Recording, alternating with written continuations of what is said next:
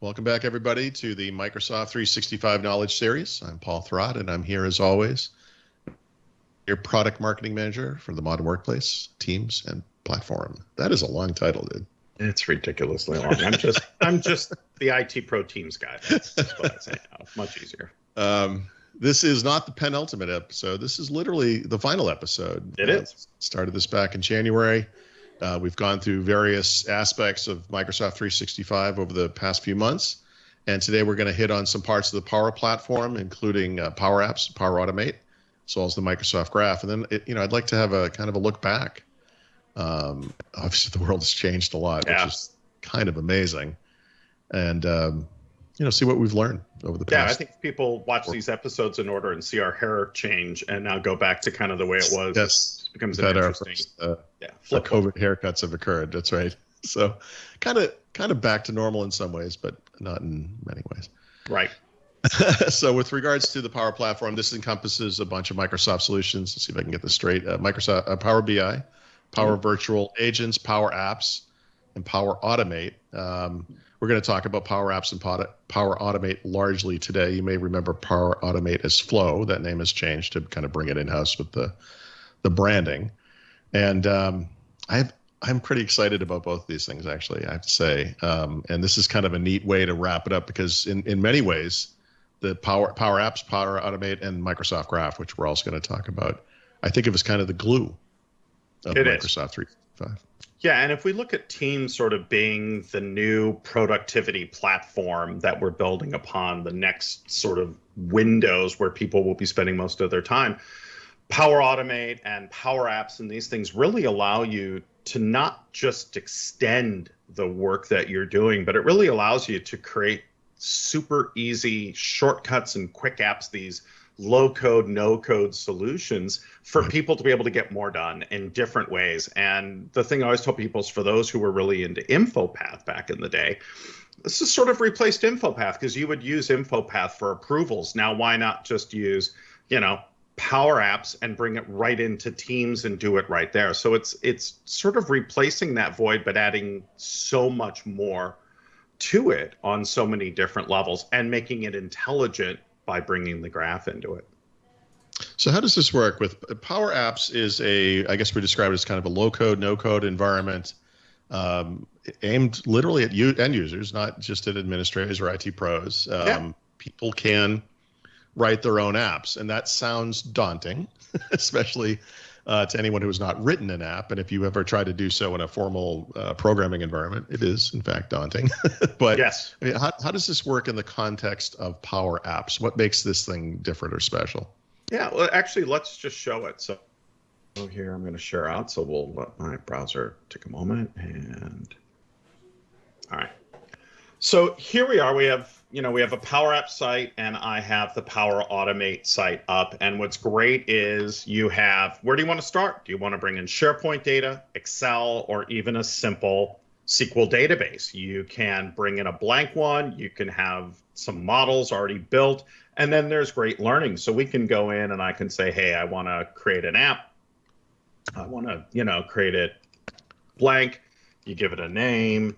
I'm going to call it Test, and you get to pick whether this is a tablet-based app or phone, and that's going to set up the appropriate sort of, level and how it's going to look, and the right templates are going to come up, and it will start to do a lot of this work for you, which is great. You can see we already have a bunch of templates that you can start with. You're going to pick where your data source is, and then once this loads up, this becomes a really easy way to say, I'm, work at a car dealership, and I'm looking for, different tires. So I can create a form. I can create a gallery. So let's say I want to create a gallery with that. It'll come up and it'll say, okay, awesome. Maybe I want to put pictures of tires and I want to be able to search for that. So I could put in these pictures here of all of these different tires. I could say, here's the data source, and then say, I want to be able to filter this by model, by car, by date, by availability. And within a few minutes, you're going to be dropping in all of that information, and then you publish it. It's that simple to be able to go out and bring that in. You have a wide variety of forms that you can do. You can do text input. You can even do pen input, date, picture, check boxes, etc. You can choose what sort of text you want to bring in, whether it's a pen input, you want somebody to sign a form when you're done. You can obviously bring in buttons, barcode scanners, video, Microsoft Stream. You can add audio notes to it. So you could say, hey, I want to add this audio note to be able to go to that, or even a chart that can show that level of availability. You can pick your own icons that are going to drop into there. And then import components. And then we have an AI builder. And this AI builder leverages Graph, which we're going to talk about later. But with that, I can turn it into a business card reader, which basically says when I open this app, it's going to open up the camera, scan the business card, and bring that information into the appropriate fields. Or a form processor, where I take a picture of a form and it uses OCR to be able to bring that in, or an object detector, where if you're out in the field, you could perhaps take a picture of a part and it will tell you what that part is by, again, leveraging the Graph and a database of parts, or even say this part is broken. And if it's broken, it can kick off a flow that says, I need to let this person know and order a new one. So there's a really interesting variety of things that we can do that are not incredibly difficult for folks to be able to bring together. And as you click, it'll tell you right here, hey, here's the position and wrap and padding and all of that sort of stuff. So it's pretty impressive on how simply, and I've been able to build a few simple apps, but you were telling me that you built one. So I'd love to, I'm going to stop sharing here and I want you to talk about your cool app. As you're going through the demo, I was literally kind of jumping up and down in my seat. It's no, it really is exciting. And by the way, nowhere in there did you show any code. No. Right. So not a coder. It's not, sorry.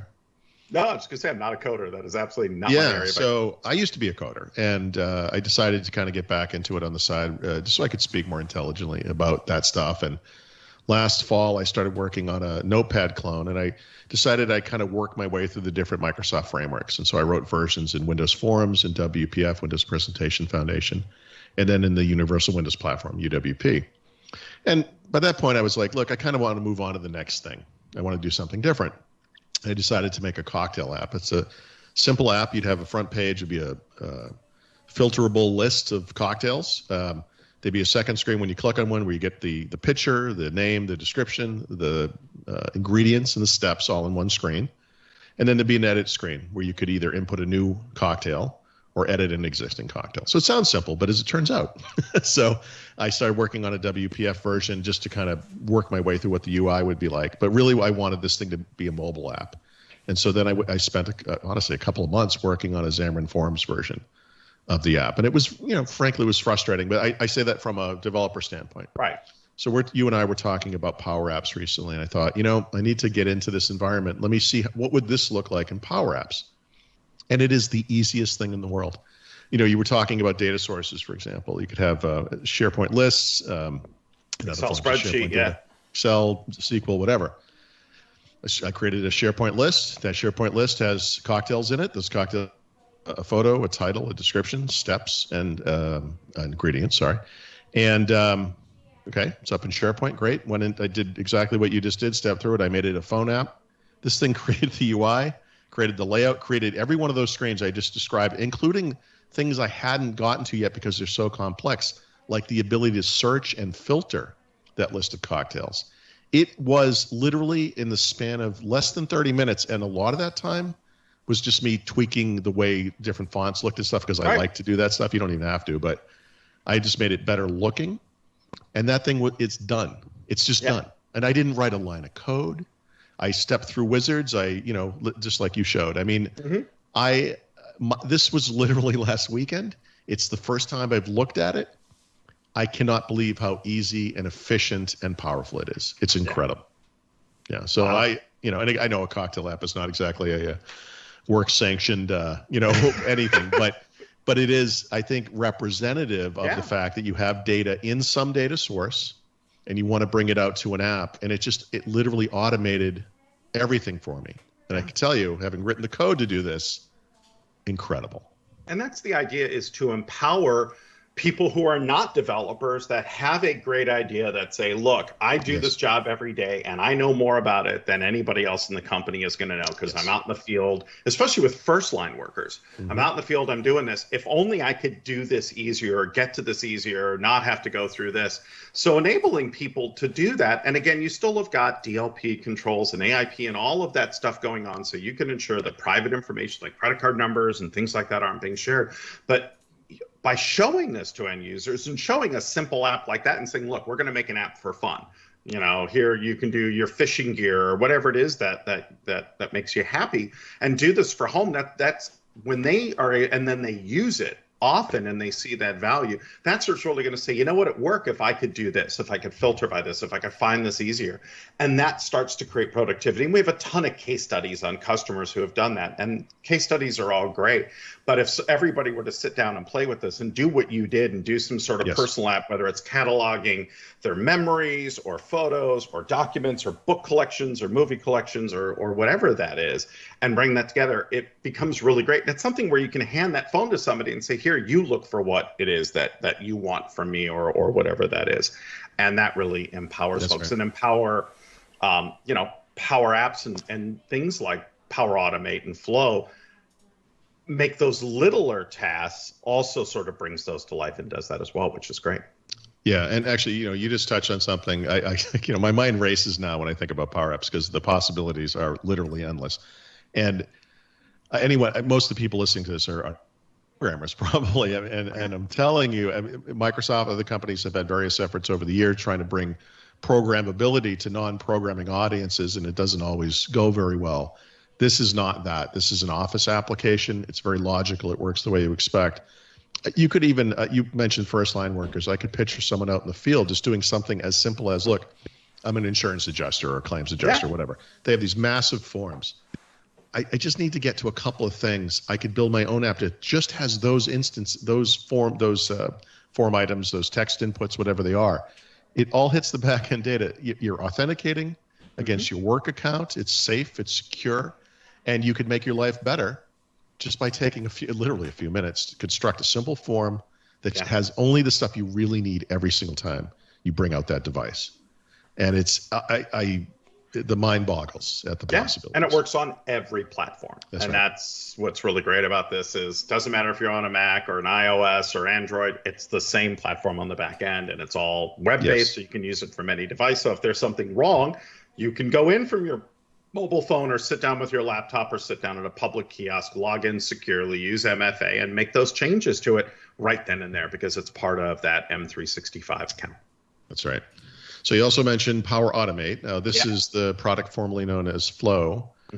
And I guess the things you create with Power Automate are still technically called flows, which I like that term. I mean, it makes sense. Yeah. But this is similar to if this then that, I would say, right? In that you are it is leveraging like that Boolean logic. Yeah, so you're building workflows. And the thing that's interesting here is, again, you're working with a bunch of data types, but you're basically responding to certain actions. And you have a great example of an automate that you made. Yeah. Which is something I think a lot of us could use. I'm going to share it. So here we go. So let's take a look. All right.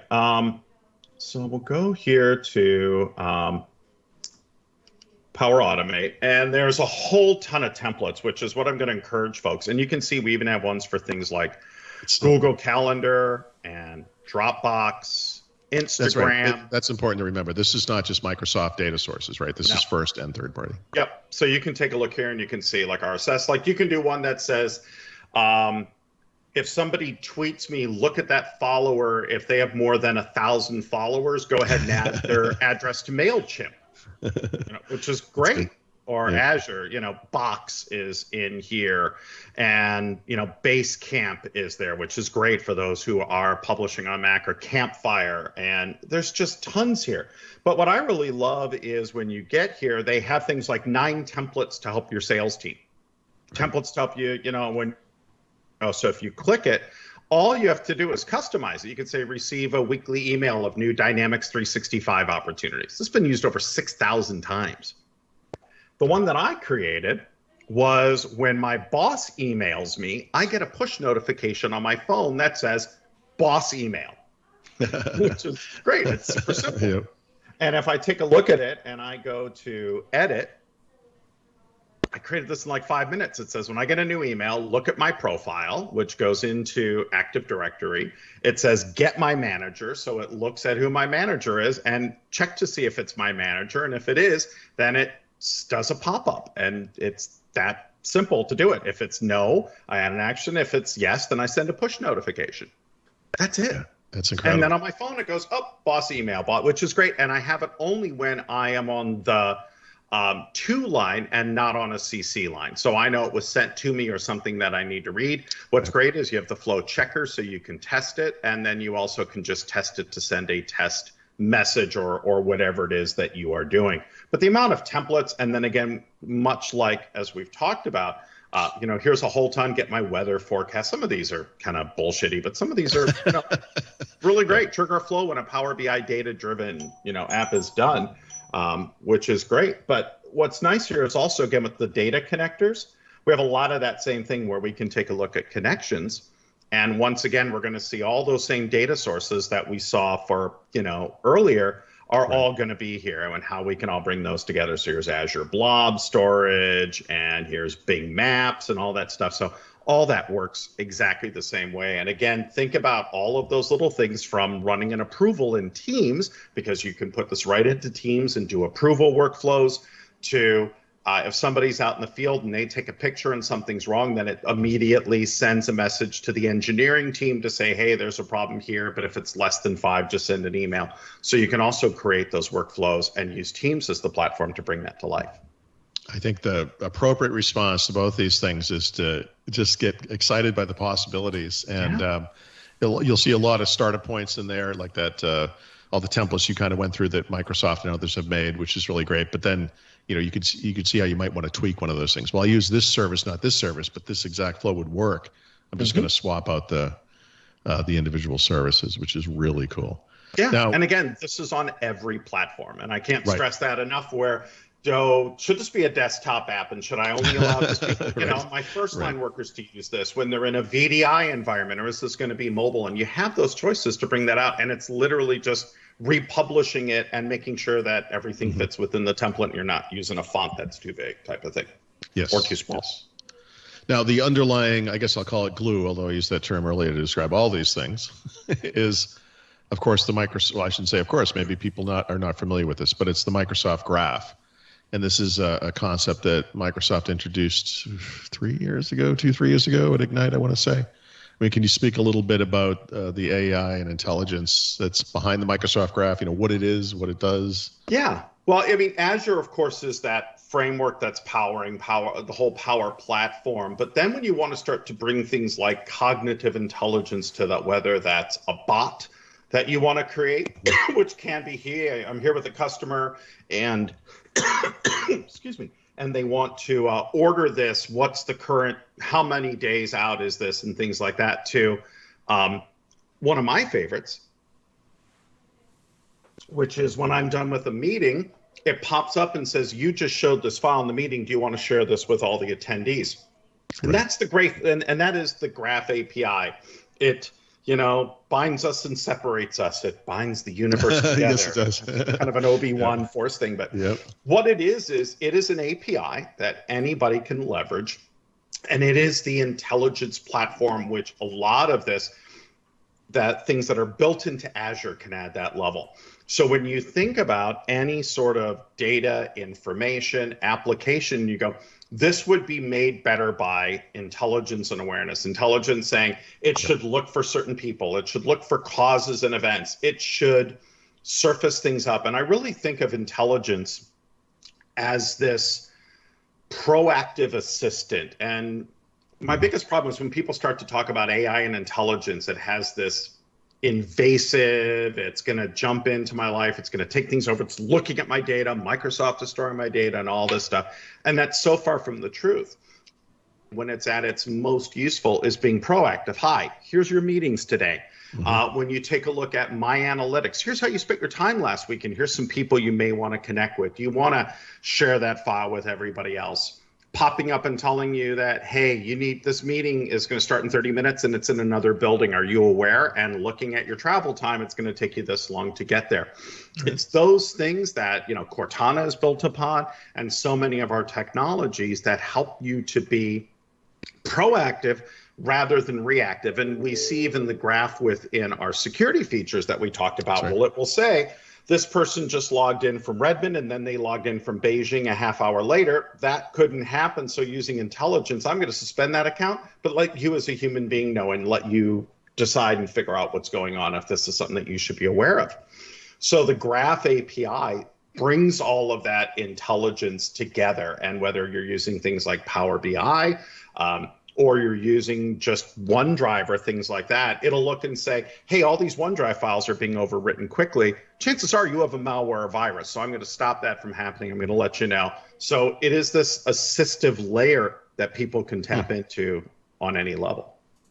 Yeah, I mean, I think what makes the graph successful is the many, many data points, right? The places where it's getting information, everything from Teams to OneDrive to Outlook and Exchange and the security products, like you mentioned, Windows 10 notifications even, Dynamics 365, on and on it goes. But, for people who are, I mean, and look, this is a complex topic. I find myself sometimes overwhelmed by the Microsoft Graph. But I mean, the simple example to me in some ways is that Windows search feature in Bing.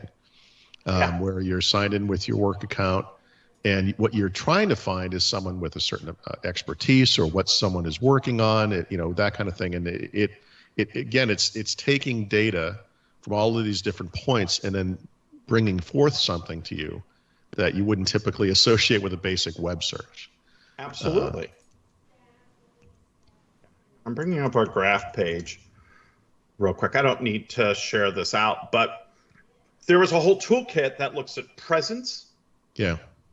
So you can take a look at how you base things upon where people are at physically or their online presence. We can, dig into the API, but the bottom line is it gives you this rich context, who someone's manager is, if they're in the office, out of the office, these insights from trending documents. This is where a lot of the, when I take a look at, Connect and who should I be looking at and what's going on and the people that I work with, it's all real time. Right. And it goes across all of the Azure, Office 365, and even consumer services like Outlook.com and OneDrive.com if you want to leverage that. And that's really at the key center of this is that ability to be able to bring all that data. And when you go into Windows and you go to the bottom and you say, show me every document that has this text, and it brings it right up. That's so much more than indexing because it's got to take a look at what you're asking for and all of the variations of that. But again, it just powers it and sends that data back down to you. And to what you said earlier, because people do worry about the privacy implications of AI and everything, you as a Microsoft employee are not able to see every single thing about every single employee. No. It's permissions based. It's based on the organization. If you have a need to know what someone is working on, it could, or what they're doing or who they are. I mean, it could be, I don't know how Microsoft is organized exactly, but as simple as, yes, they are a person in this organization. They are maybe at work or whatever, to literally, this is the document they're working on, depending on your relationship. And that's exactly, I can obviously within my own team, I can see anything that has been shared to a SharePoint site or a team site. I can't see anything that's in their personal OneDrive. And then we always say, OneDrive is for your personal stuff. And then SharePoint and Teams is where you do things you're going to work on. So once somebody publishes that to Teams and they're part of my group, I see that in search. And then if they're part of our marketing organization and that has been shared with people outside of just that team, then that can pop up, but it has to hit a whole variety of things and you can keep that from happening, of course. But it's great because before I start a project, and I had a customer who works for one of the largest ad agencies in the world, they said when they started using Teams and leveraging AI, before somebody would start a project, they would type in like a keyword and they would start to see other people that have worked on similar projects and say, why did this fail? Why didn't this work? I see you're working on this. We're doing something similar. How can we partner? Because the amount of duplication that we have been able to reduce and the amount of opportunities for people to talk to other people within the company about what they're working on and learning from that has gone through the roof. Because if somebody starts and go, did you do a search? Did you look for the stuff? And they go, no. And we're teaching people through that. And it's really enabling us, since what is it, 1 out of every 3 projects that a company starts fails because it's not done properly. This really starts to reduce that right out of the gate. Right. Yeah, and I think that's, I mean, what these things that we discussed today all share across Power Apps, Power Automate, Microsoft Graph generally, is just making things more efficient and automated and proactive, and just in doing so via the intelligent use of data. Yeah, and Power BI really does that too. And I'm a person who, I like a good spreadsheet, and that's great, but it's not something you can show to somebody like in a meeting or to a large group. You go, yeah, it's a lot of data. Once I started putting that into Power BI, and I said, okay, let's break this down by geographic region. Like when we're looking at social media influencers and where are we seeing our biggest overnight hits on different things, and who's having the deepest conversations, and what part of the world is talking about Teams more than some other like that. All of a sudden, things light up on the globe that we start to see are outliers. And that is the most important thing, is not only where those trends are, but why is there this huge spike in Reykjavik today on this? And then you start to dig in and go, oh, they're having a Teams day or whatever that is. So It allows us to better communicate and look at data in whole new ways and visualize it in whole new ways that you can sit there and put up on a screen and everybody goes, oh, I get it. And why is this the way? And immediately starts conversations and going, hi, can you look over the spreadsheet? And everybody's just looking at a bunch of numbers and goes, yeah, that looks nice. And even a pie chart doesn't really do it the same way that organizing the stuff that way is, and live and in real time as the data's coming in. And this stuff is all available to anyone who's in Microsoft 365. And that was one of, when we started this show, one of the little themes we had was there's a lot of value in this offering that people don't even realize is there. Yeah. And most people are familiar with the traditional Office apps, email and calendar, obviously Word, Excel, et cetera. But if you go into your Office 365 or Microsoft 365 dashboard, you'll find this stuff and more. I mean, there's all kinds of additional tools, and you're already getting them, and some of these things will make all these things really technically, but certainly the things we've talked about can make your life better. They can make you more efficient, and they can free up time. And just, I just, like I said, I get jumpy just thinking about it, especially Power Apps, Power Automate. I mean, it's just amazing. I'm glad that you had a chance to play with this and kind of take a look at it, and that this episode got you to sort of dig into it a little bit and see the value. Are you going to show your cocktail app? Yes, I am. All right. In fact, I'd love to see it. not today on the show. I'm sorry. I apologize. So I am preparing an article that will be on my site where I will be writing about this, because it is a revelation how easy it was. And it's like the comic book band Simpson, I've wasted my life moment, where you realize, what have I been doing? The programming stuff is fine. It's fun, I should say. I enjoy it. But I mean, this is so much more efficient for this kind of thing. It just, and I mean this seriously. I have programmed. I'm not a professional programmer. Anyone could do what I just did. Anyone. And that's in many ways the point. It may be great to actually set up, and for those folks who are listening, try to build something, and reach out to us on Twitter and let us know what you built. Matter of fact, if you do that, what do I have? I have something somewhere. Here we go. Here's what I will do. I not only have a Teams T-shirt, but look, I have a Teams Power Brick. Yep. That I'll let you, Paul, pick the winner of whoever you think says the best one. And best I will Power App. Yes, whoever creates the best or just most interesting or most unusual. And I'll send them a Teams T-shirt and a cool Teams Power that goes to, and I will do that. All right. Well, we have been doing this since January, and my God, has the world changed. and we've through several episodes that we talked about the modern desktop, collaboration, management, security, Microsoft Teams, and now Power Apps, Power Automate, and the Microsoft Graph. We've had we should mention the guests we've had over the weeks. Let me see if I can find them. Chris Bryan, the two Chris's I know, Chris Jackson, and of course Jeremy Chapman, who's awesome. Yep. They were all awesome. And I, looking back over everything we've discussed, and of course how things have changed. I mean, do you have any? I mean, it's very interesting that, and tragic in many ways, of course. But I mean, Microsoft 365 and Microsoft Teams in particular is kind of ideally situated to this new way of doing things, and that's a nice coincidence, I guess. But the fact that it happened while we were discussing this, I mean, because Microsoft Teams was always an episode, right? This was always something we were going to talk about. Right. It's a big part of Microsoft 365. But in this new COVID world, this new normal, I mean, it becomes even more important. And of course, we've seen that. So, I mean, what do you take away from all the discussions we've had over these episodes? Anything? Yeah, I mean, there's so much, and I don't know what the new norm is going to be, but nothing's going to be the same. But the great thing is I'm super proud of the work that we've done as a company and the products that we pushed up and how we stepped up, how we've built sites in days to help people to get work done, to be able to go back and say, look, let's just get this out the door. Let's get Teams up. Let's lock down our security. Or we're going to use Teams with whatever.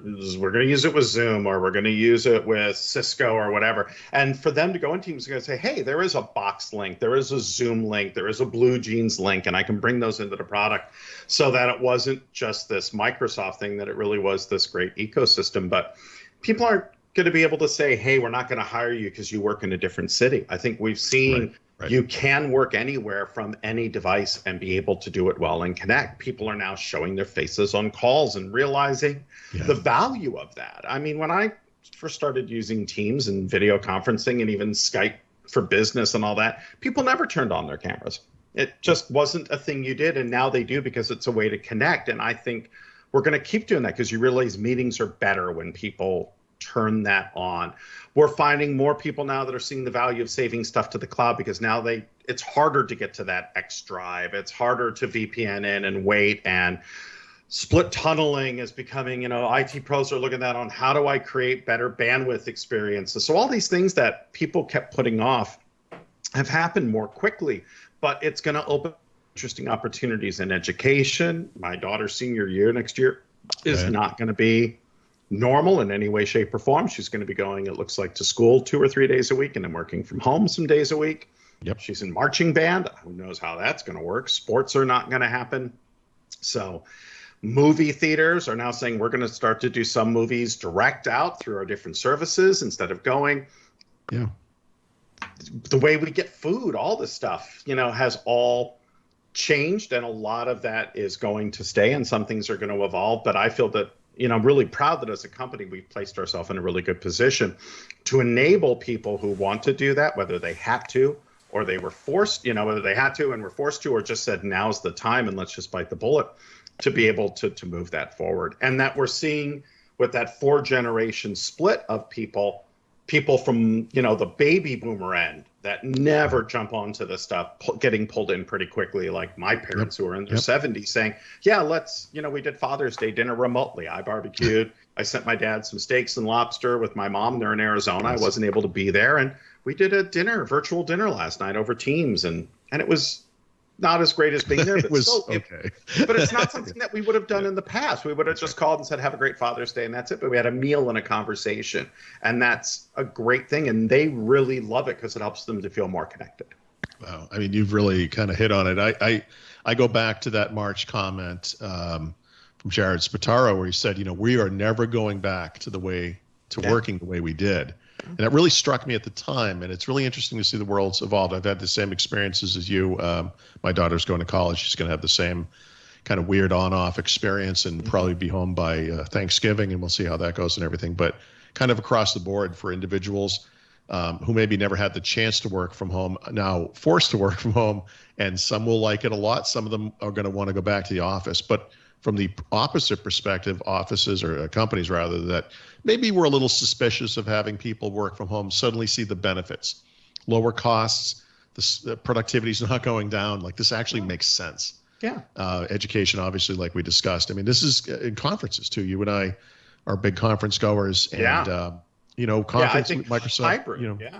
Hybrid conferences. I mean, Build, I think, was an interesting peek at the beginning of the future for the conferences, because I think there'll be a mix of in-person and remote. And again, because of what happened, it's terrible. It's obviously terrible.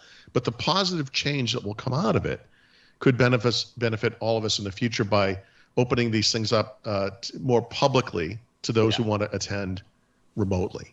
Yeah, I mean, we're in the process of planning for Ignite right now, and some of the interesting conversations that we're having are, do we go 24 hours and do things at odd hours in the morning for people overseas or not?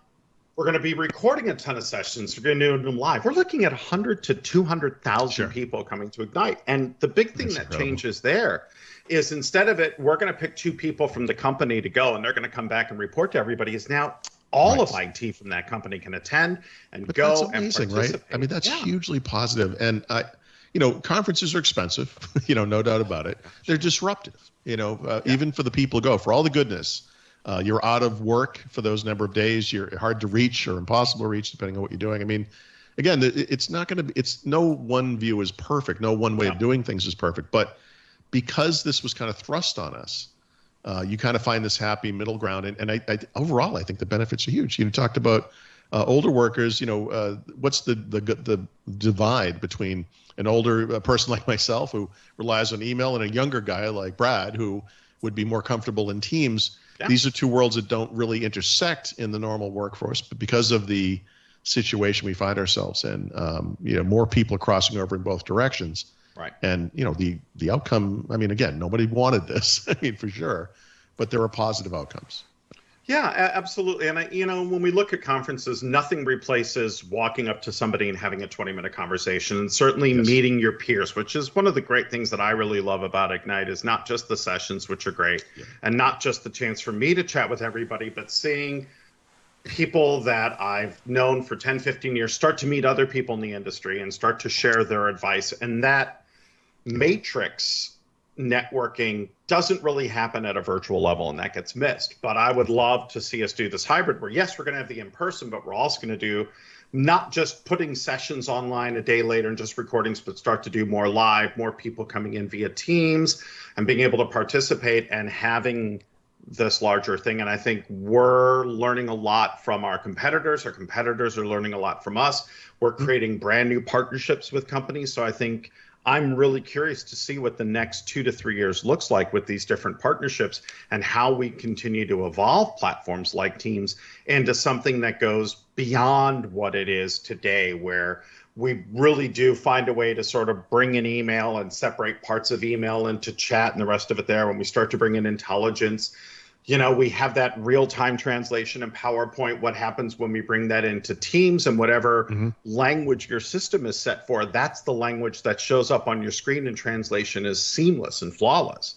Right. It's those sort of things that help us to really come together, allow companies to work and people to work in ways that they never could before. And that's what excites me with the journey that we've taken, is we've shown all the stuff that a lot of people just were not aware about. And if that's where we are today, where are we going to be in 2-3 years as this continues to evolve in this new way of working, and how we're going to find new ways for people to connect to other people and to their data and bring them insights and information in new ways. I've really enjoyed doing this. I very much am looking forward to running into you in the hotel bar at Ignite again. And always. It is that kind of combination of things. This is efficient and great, and in person is important too, and I can't wait. Yeah, no, me too. I miss MVP Summit this year was odd and weird without people. And there are people where the only time I ever see them at these shows, but I have 10, 15 year long relationships where I know these people, I know their families, I chat with them on Twitter and social media, and I get to see them and hang out. They want to hang out and get a picture and all that. And I love that. And I love being able to connect with them and getting their feedback. This is what I did really well this year. This is what I need to do more of. This is where I'm not meeting their expectations. And that's a conversation that's very easy to have in person or have over a cocktail. That's not quite as easy to have over social media. So I think it's how do we bring more of that intimacy to these platforms that we lose, the intimacy in meetings, the intimacy that we have in one-to-one conversations that doesn't quite 100% translate here, but it's a goal, and I'm excited to see how we embrace that. Yeah, I mean, and even in the past few months, it's already improved, honestly, and will continue to improve. So yeah, no, absolutely. No, this has been a great opportunity to sit and talk about these different products and services. And, the stuff we talked about in February is still as valid now as it was then, if not more in many ways. And seeing the new releases, and I'm excited about Ignite and, what we're going to talk about. I'm starting to get a look at some of the new things that we're going to be telling folks. And I think folks are going to be very excited. And I think in working with the OneDrive engineering team for a long time, the one thing that we always looked at, and they always said engineering is a piece of string. If you pull it to the right to do something, what falls off the other end? But when I started working with Jeff Teeper's group, I'd say, I want to separate evolution from revolution. What are the features we need to have to be competitive and that people have asked for through user voice and things that we need to do to make them happy? The big one being, being able to support OneDrive virtual environments, which, was so critical. And then the other end is revolution. What are the things that people aren't expecting that we're going to bring in? I love that they just announced a new feature where if there's a document in Teams or in SharePoint, you can now have it download to a separate folder now in OneDrive where everything is there, and it's now synced with that, so you don't have to go into those areas and go search for it.